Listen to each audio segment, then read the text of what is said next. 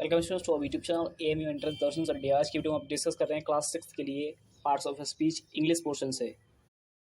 Students, वाक्य या sentence में प्रयुक्त शब्दों को उनके प्रयोग के अनुसार 8 श्रेणियों में बांटा गया है, जिसे पार्ट ऑफ स्पीच कहा जाता है या पार्ट ऑफ स्पीच कहते हैं।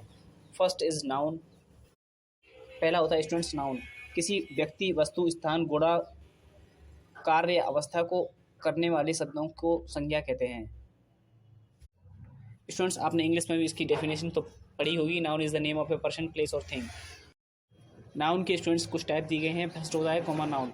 कॉमन नाउन को हिंदी में जातिवाचक संज्ञा कहते हैं, जिसके बोलने या सुनने से हमारा ध्यान पूरी श्रेणी या जराती में जाति की तरफ जाए, वह कॉमन नाउन होता है। जैसे man, book, country, pen, city, river etcetera. Second होता है स्टूडेंट्स प्रॉपर नाउन।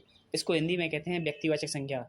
जिस शब्द से किसी विशेष व्यक्ति, वस्तु, स्थान आदि का बोध हो, वह प्रॉपर नाउन होता है। जैसे गंगा, फराज, रामायण, दरभंगा एटसेट्रा। थर्ड होता है स्टूडेंट्स कलेक्टिव नाउन, समुदायवाचक संज्ञा। जिस शब्द से किसी झुंड या समूह का जो कुल मिलाकर एक समझा जाए, वह कलेक्टिव नाउन होगा। जैसे आर्मी, क्राउड। जैसे स्टूडेंट्स जिसमें ग्रुप ऑफ पीपल होते हैं। A class of students, a flock of sheep etcetera. Students, आपको ये बात और याद रखनी है कलेक्टिव नाउन के बारे में। कलेक्टिव नाउन हमेशा एक वचन सिंगुलर में होता है। यदि उसका बहुवचन हो तो उसे हम कॉमन नाउन कहते हैं। Fourth one students material noun. इसको आप हिंदी में बोलते हैं द्रव्यवाचक संज्ञा।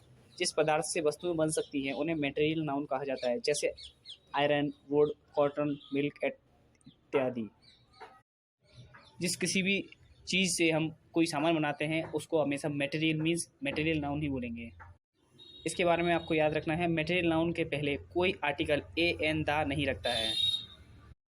फिफ्थ टाइप का होता है स्टूडेंट्स एब्स्ट्रैक्ट नाउन। इसको आप हिंदी में बोलते हैं भाववाचक संज्ञा। जो नाम केवल मन की भावना को, किसी गुण या अवस्था को प्रकट करते हैं, उन्हें एब्स्ट्रैक्ट नाउन कहते हैं। जैसे joy, cold, sleep, pain, love, anger इत्यादि। जैसे स्टूडेंट्स आपके एग्जाम्पल आपने देखे, जॉय मीन्स आनंद, कोल्ड मीन्स ठंड, स्लीप मीन्स सोना, पेन मीन्स दर्द होना, लव मीन्स प्यार, एंगर मीन्स गुस्सा। ये सब एब्स्ट्रैक्ट नाउन आते हैं। सेकंड होता है स्टूडेंट्स पार्ट ऑफ स्पीच का पार्ट। सेकंड होता है प्रोनाउन। इसको आप हिंदी में सर्वनाम कहते हैं। जो शब्द संज्ञा के स्थान पर प्रयुक्त हो, उसे सर्वनाम प्रोनाउन कहते हैं। जैसे सी इज़ रेहाना। अब आपको एग्जाम्पल में बोलाया गया है सी इज़ रेहाना। आप रेहाना के लिए सी यूज़ कर रहे हैं, SHE। सी मीन्स होता है वह रेहाना है। तो स्टूडेंट्स आप रेहाना के लिए यहाँ पर सी का यूज़ कर रहे हैं, तो यहाँ पर जो प्रोनाउन होगा वो होगा सी।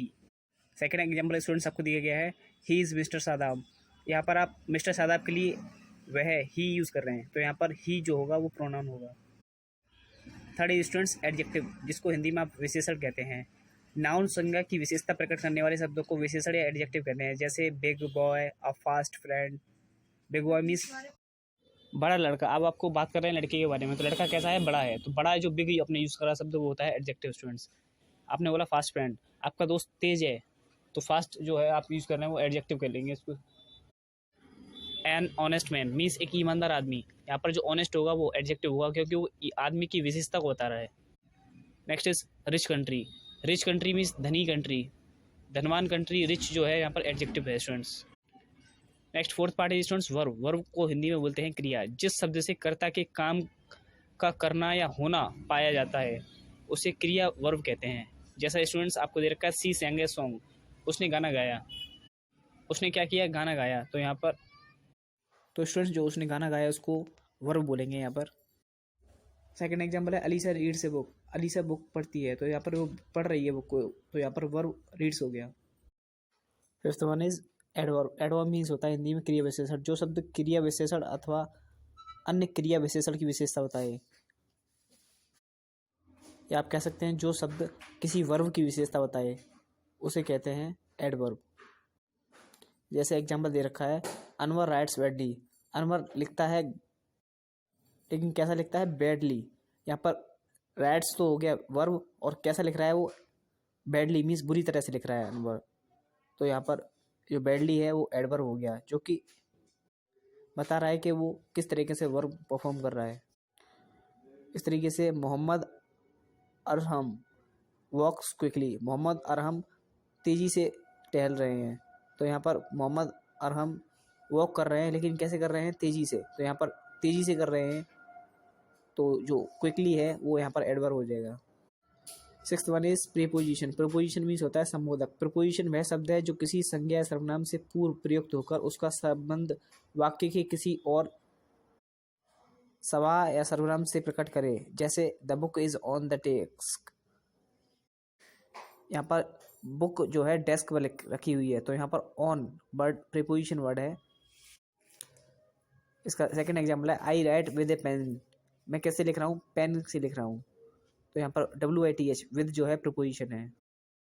Seventh one is conjunction. Conjunction को हिंदी में बोलते हैं समुच्चयबोधक। जो अव्यय दो या दो से अधिक वाक्यों को जोड़ते हैं उन्हें कंजक्शन कहते हैं। जैसे Zahid and Ashraf are fast friends.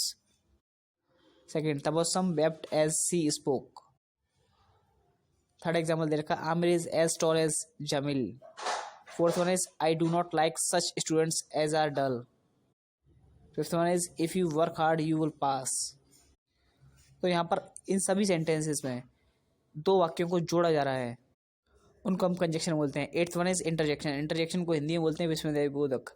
जिन अव्ययों से विस्मय, हर्ष, शोक आदि मनोभाव प्रकट होते हैं उन्हें इंटरजेक्शन कहते हैं। अतः जैसे अलस ही इज डेड, ओ वो मर गया। Second example, hello what is that. Hello ये क्या है। Has he failed. Fourth example कह रहा है, oh what a beautiful rose. Fifth, hush I hear someone coming.